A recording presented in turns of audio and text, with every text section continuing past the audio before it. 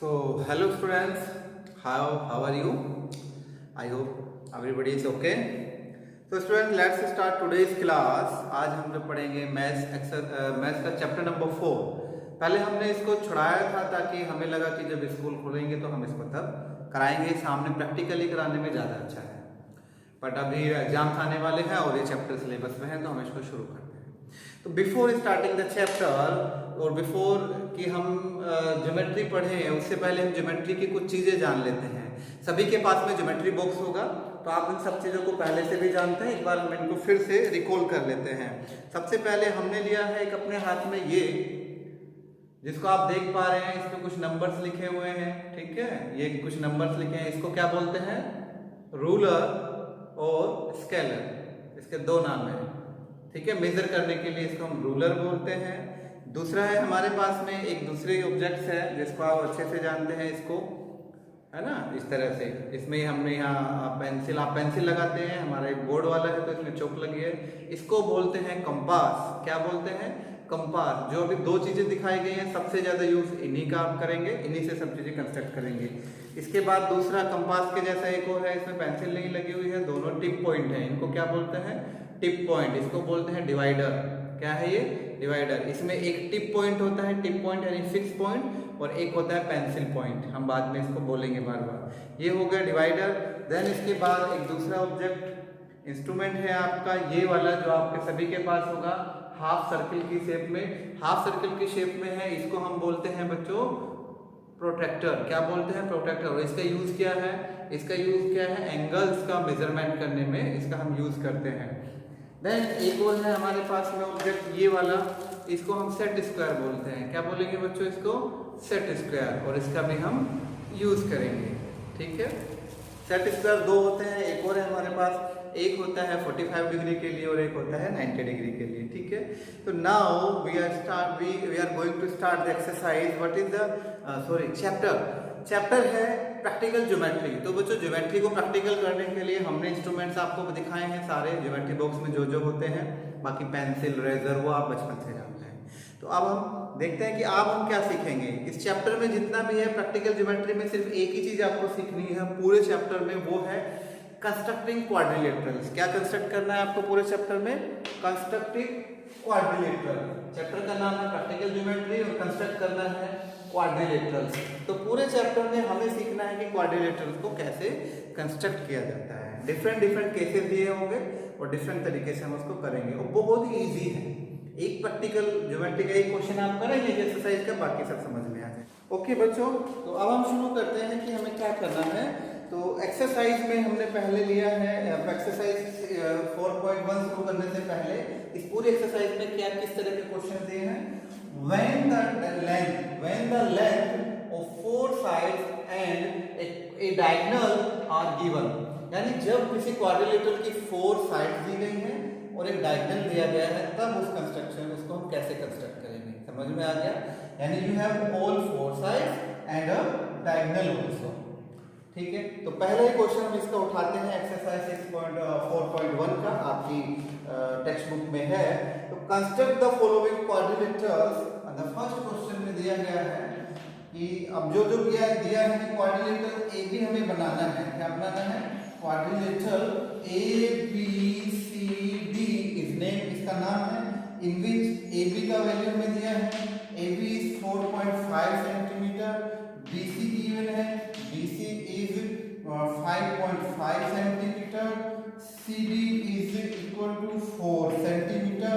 A D is 6 centimetre and A C that is diagonal is given 7 centimetre.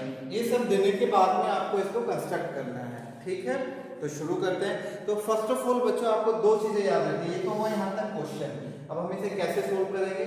दो चीजें आपको क्या याद रखनी है कि पहले एक रफ स्केच आपको बनाना बहुत जरूरी है. ठीक है, तो हम एक रफ स्केच बना लेते हैं. अगर आप देख पा रहे हैं मैं इधर बना लेता हूँ, उधर हम फेयर करेंगे. रफ स्केच मतलब उसी होमवर्क कॉपी में ही होगा. तो एक एबीसीडी ट्रायंगल में ऐसे ही बना लिया रफली, उसको नाम दे दिया ए बी सी डी. और अब सबकी वैल्यूज रखो. ए बी कितना है? 4.5. देन इसके बाद B C 5.5. Then C D है 4 सेंटीमीटर. और इसके बाद आप देखेंगे ए डी. देखिए 6 सेंटीमीटर और AC में ये दिया है 7 सेंटीमीटर 7। तो ये ग्रफ स्केच आप बनाने से आपको आइडिया लगेगा कि हमें क्या करना है। तो सभी बच्चे ग्रफ स्केच अपना जरूर बनाएंगे पहले, है ना, इसको बोलते हैं हम रफ स्केच। अब आप क्या करेंगे, फेयरली हमें करना है कि स्टेप्स ऑफ कंस्ट्रक्शन आपको लिखने होंगे। स्टेप्स ऑफ कंस्ट्रक्शन, सिर्फ कंस्ट्रक्ट नहीं करना, आपने क्या किया है वो भी लिखना, ठीक है। वो बहुत ही इजी होते हैं स्टेप्स ऑफ कंस्ट्रक्शन। तो स्टेप्स हम आपको बताते हैं कितने लिखने हैं, मिनिमम 3 लिखने हैं और मैक्सिमम 6। 3 से 6, 3 to 6 स्टेप्स लिखने, इससे 3 से कम नहीं लिखना, 6 से ज्यादा नहीं लिखना, इससे भी काम हो जाएगा। तो हमने लिखा फर्स्ट स्टेप। तो फर्स्ट स्टेप में बच्चों कंस्ट्रक्शन करने के लिए आपको शुरू करना चाहिए डायगोनल से। कहां से शुरू करेंगे हम, डायगोनल से। तो सबसे पहले जो डायगोनल हमें दिया गया है वो कितना सेंटीमीटर का है, 7 सेंटीमीटर। तो हम सबसे पहले I am going to draw a diagonal, क्या है वो 7 सेंटीमीटर। तो मैंने यहाँ पर अपना ये रखा है रूलर, और आप भी अपने रूलर की हेल्प से क्या करेंगे 7 सेंटीमीटर का एक डायगोनल कंस्ट्रक्शन, सॉरी एक डायगोनल यानी वो लेंगे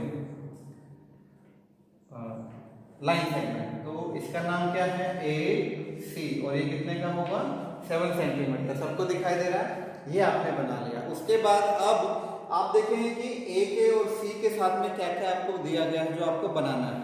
तो हम देख पा रहे हैं जैसा कि आपको दिया गया है AB आपको दिया है वो कितना है 4.5।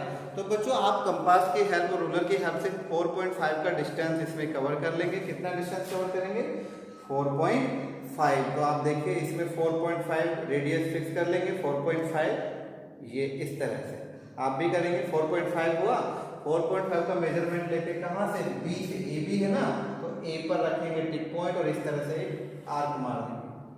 हो गया 4.5, ये हो गया। दूसरा है BC कितना है 5.5, यानी C पॉइंट से चलना है। अब आपको 5.5 का डिस्टेंस का लेना है, 5.5 फिर से इसमें लेंगे, ये 4.5 एंड 5.5, चलो 5.5 लिया।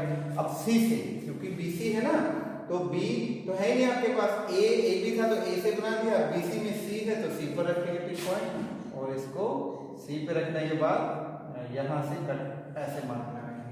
तो आप देखेंगे ये दोनों के दोनों कहीं एक दूसरे को इंटरसेक्ट करेंगे यार। इसको हमने नाम दिया B, क्योंकि दोनों में B तो कॉमन था, ये B। और फिर आप किसकी हेल्प से बच्चों, रूलर की हेल्प से इसको ज्वाइन कर देंगे, इसको ज्वाइन कर देंगे। चलो ये आपने ज्वाइन कर दिया, समझ में आया। तो ट्रायंगल टाइप का ये बन गया है, ये AB जो 4.5 है और ये 5.5 है। अब आप क्या करना है बच्चों, अब यहाँ स्टेप्स ऑफ कंस्ट्रक्शन में आप फर्स्ट स्टेप लिखेंगे। क्या लिखेंगे, फर्स्ट स्टेप में आपने क्या किया, सबसे पहले हमने क्या किया, ड्रॉइंग ए लाइन सेगमेंट। क्या सबसे पहले हमने क्या, drawing a line segment AC equal to 7 centimetre, पहला हो गया। और दूसरे स्टेप में अब क्या करेंगे, हमने क्या किया, and drawing another line segment, drawing AB 4.5 centimetre, with the help of, किससे बनाया, विद द हेल्प ऑफ या using with the help of compass, with the help of compass and ruler। हाँ, और क्या आपने सेंटर लिया, A as centre, assume A as centre, assume A as centre, A को centre मान के आपने याद लगाया। सिमिलरली आप क्या करेंगे, एक के बारे में पूरा लिख दिया, सिमिलरली ड्राइंग, दूसरी बात में क्या लिखेंगे, सिमिलरली यहाँ लिख देते drawing BC equal to 5.5 centimetre. हो सकता है स्क्रीन में ना दिखे पर आप मेरी बात सुन रहे हैं। तो दोनों हमने कर लिया, ये कर लिया और ये कर लिया। स्टेप्स आपने लिख दिया है। इसके बाद अब आपको नीचे का कंस्ट्रक्शन करना है। तो AB हो गया, इसके बाद आपको AD दिया है, AD AC तो पहले से है, AD कितना 6 सेंटीमीटर। तो अब बच्चों आप इसमें क्या करेंगे, AD मतलब 6 सेंटीमीटर इसमें फिक्स कर लेंगे। ये लो मैंने 6 लिया रूलर की हेल्प से, और A यहाँ पर है, D कहीं 6 पर दूरी पर होगा, उसको हमने ऐसे आर्क लगा दिया नीचे भी। तो अब CD आप चेक कीजिए कितना है, CD है 4। तो इस बार हमें कितना लेना है, इसमें 4। आप रफ से आप देखते रहेंगे, रफ में भी ऐसे ही बना हुआ है ना। तो अब आप इसमें लेंगे 4, ये 4 सेंटीमीटर इसमें हमने मेजर कर लिया 4, और इसको फिर हमने क्या किया, ऐसे आर्क लगाया। तो दोनों ही आर्क एक दूसरे को फिर से कहीं इंटरसेक्ट करते हैं बच्चों। तो वो पॉइंट हमने क्या ले लिया, डी। और स्टेप थर्ड में फिर से वही लिखेंगे जैसे 2 में लिखा कि ए को सेंटर मान के डी कितने पॉइंट दूरी पर 6 सेंटीमीटर की डिस्टेंस पे लिया, सी को सेंटर एज्यूम करके सी डी कितने का 4 सेंटीमीटर का आर्क लिया। दोनों आर्क एक दूसरे को इंटरसेक्ट करते हैं डी पर, डी को और सी को हमने क्या किया, जॉइनिंग डी एंड सी।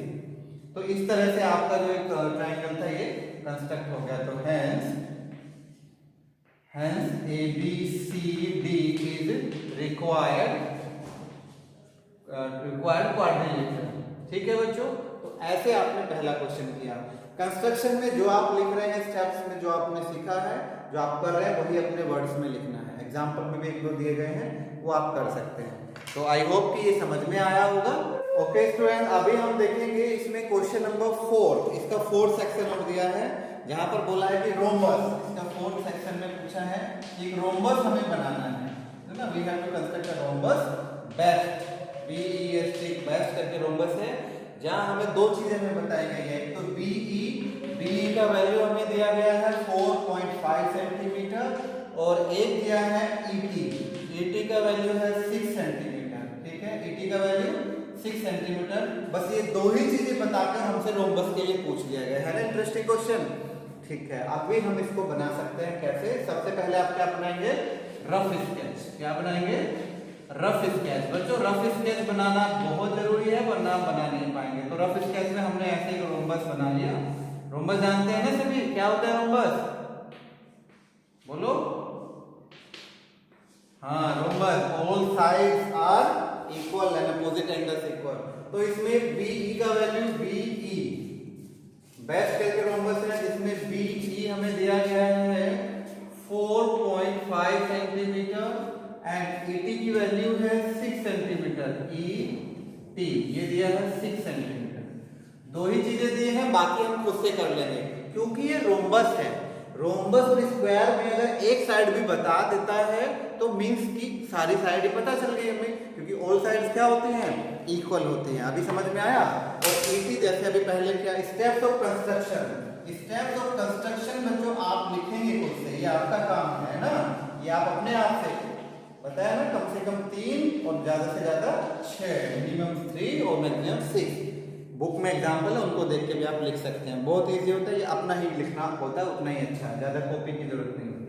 अब हम क्या करेंगे, सबसे पहले जैसे अभी हमने किया 6 सेंटीमीटर का एक डायगोनल हमने ड्रॉ करेंगे। तो अब स्केच पर इसको शुरू करेंगे 6 सेंटीमीटर, यहाँ से यहाँ लिया और ये हो गया 6 सेंटीमीटर। चलो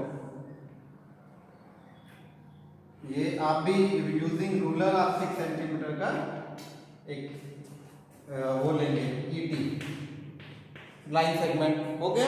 अब आपको जो साइड गिवन है वो कितना दिया गया है बच्चों, साइड का वैल्यू है 4.5। तो अब आप इसकी हेल्प से 4.5 इसमें मेजर कर लेंगे, 4.5। चलो ये हमने 4.5 लिया। तो अब 4.5 एक बार फिक्स किया और इसी से सारा काम हो जाएगा।